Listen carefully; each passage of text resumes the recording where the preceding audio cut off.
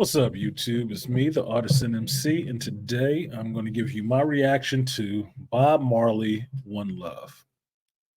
Now, I just came from seeing this movie a couple of hours ago, and I was looking forward to seeing it.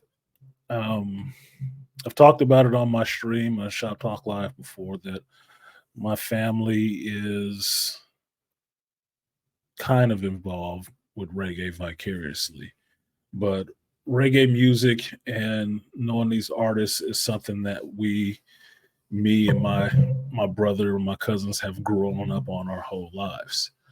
So when a movie came around about Bob Marley, I definitely wanted to see it. Now, it didn't take the fact that Kingsley Benadier was playing Bob Marley. It didn't take the fact that Lashana Lynch was in it.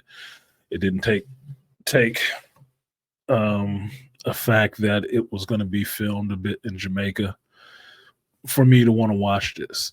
For me, it is more than just a cultural impact, it's a personal impact on part of my life that I embrace wholeheartedly. So I wanted to see it just to see what was in the movie because, in truth, there's not a lot I know about Bob Marley's life and times and stuff like that. I have heard it said from my family that there's a very good documentary out about Bob Marley and those times in Jamaica and the people in that group. But I can tell you this movie was not it. That was not what I got in this movie.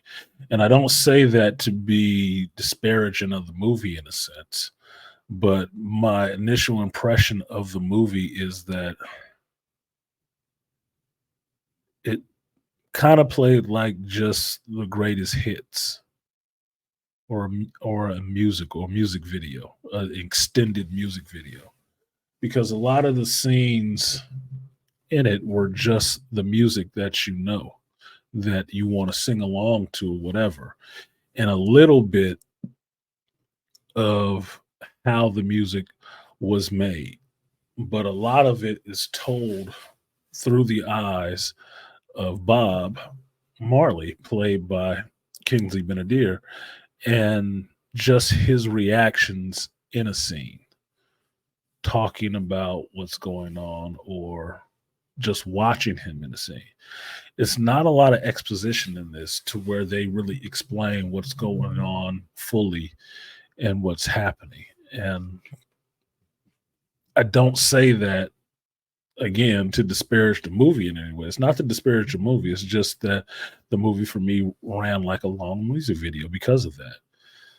Because there's a lot of scenes where you are left to look at the screen and listen to the music and fill in for yourself what is actually going on. Where is all this leading to? And I can remember asking myself in the movie, so what is the point?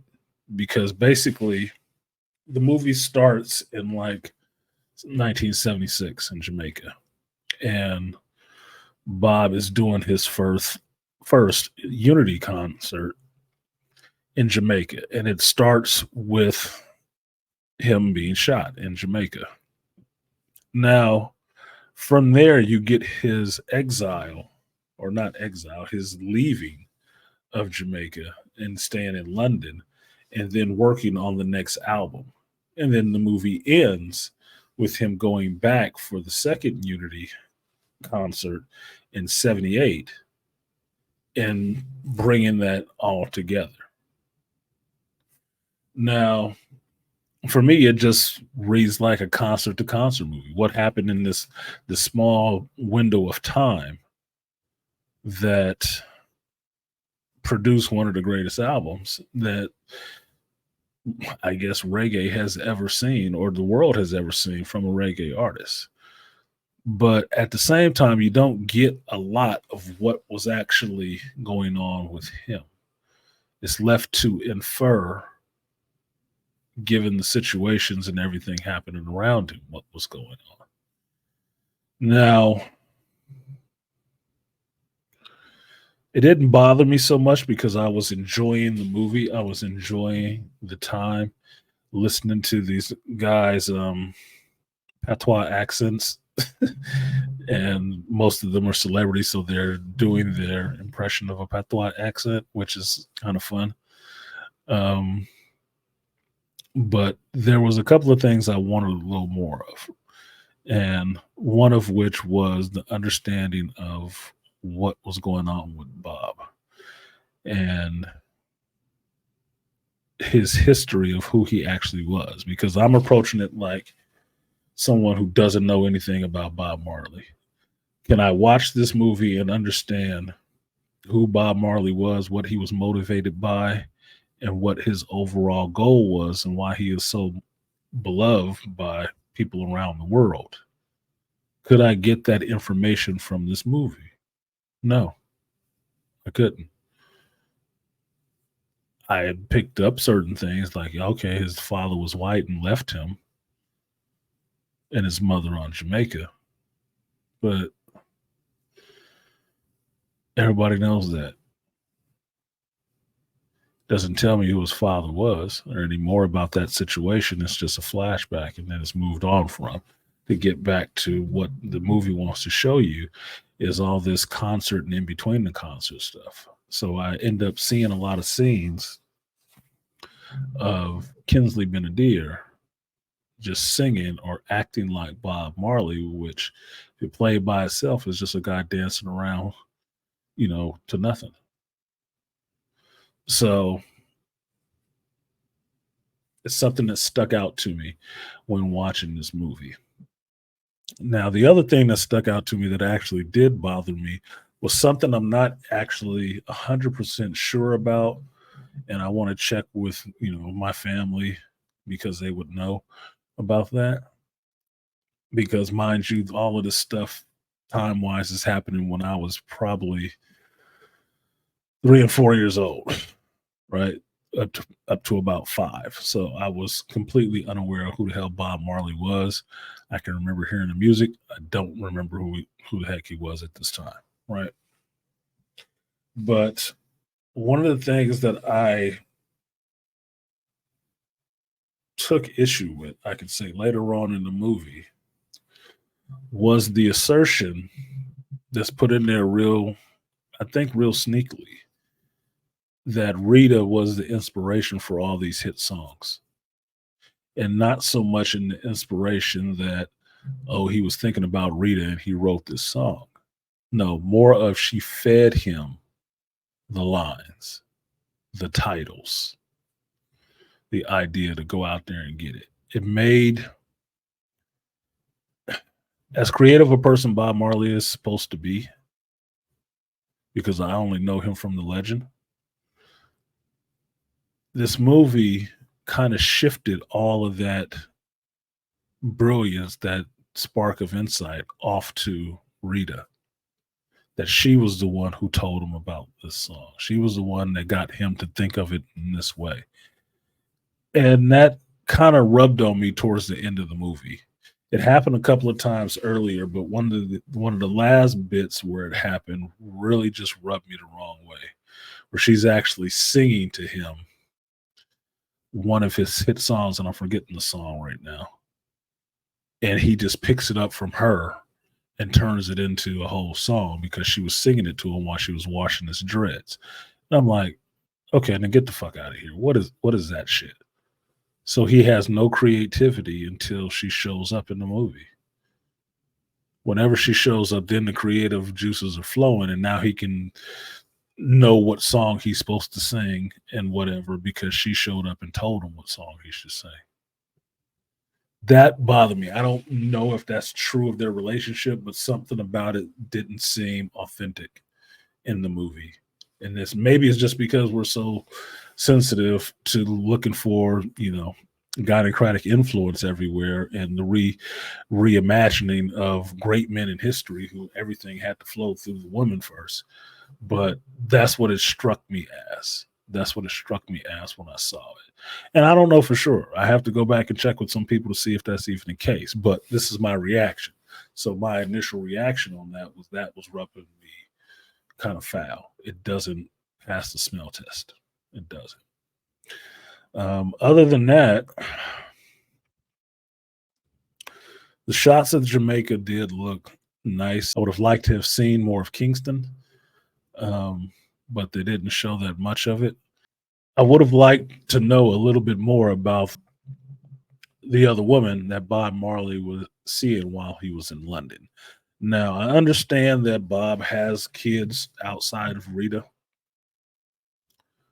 I understand that that's fine. It happens, right?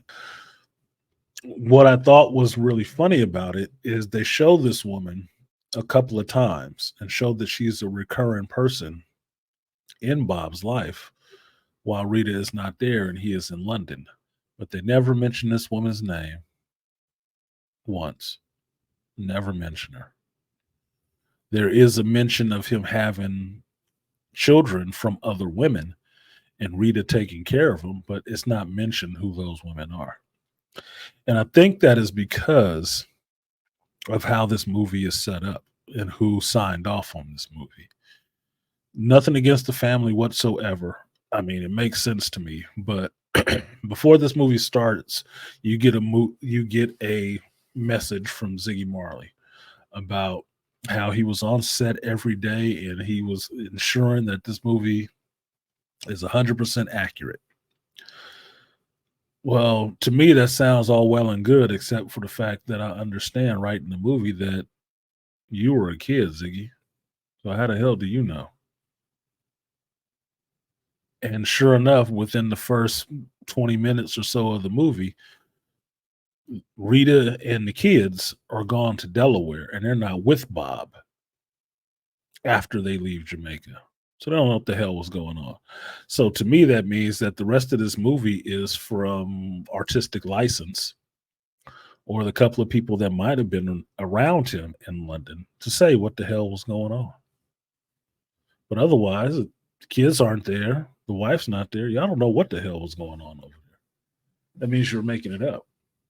So how can you sign off on something being authentic when you weren't even there for most of it in real life? Now, in that sense, that just begged the question for me that I would have liked the movie. I think I would have liked it better if it just was a documentary. It probably would have worked better. I'm not saying that it's bad, but there was a point in the movie where there was a lull. It was really quiet in the movie. Not a lot was happening during that time in London. So you see him having earnest looks and stuff like that on his face, watching the news and seeing what's going on back in Jamaica, but you're not really understanding what's going on with him because he's not saying it, what's going on with him. He's just watching stuff and then making music. And it's music you've probably heard 100 times before, but it's not the same as seeing what was it? The Queen movie. I forget what the name of it is. And them sitting there creating Another One Bites the Dust. You can see that it was a collaborative process between all of these people. But in this movie, you have a bunch of people there all playing instruments, and Bob is supposed to be the leader of this group. But the ideas ain't even coming from him, it's coming from his wife. That doesn't make any sense to me because it leaves some stuff out in a sense. I enjoyed the movie. I really did. Obviously enjoyed the music. I love that music, right? Grew up on it. But at the same time, I'm begged to ask the question like, okay, so what was the point? Just to get him to the next show?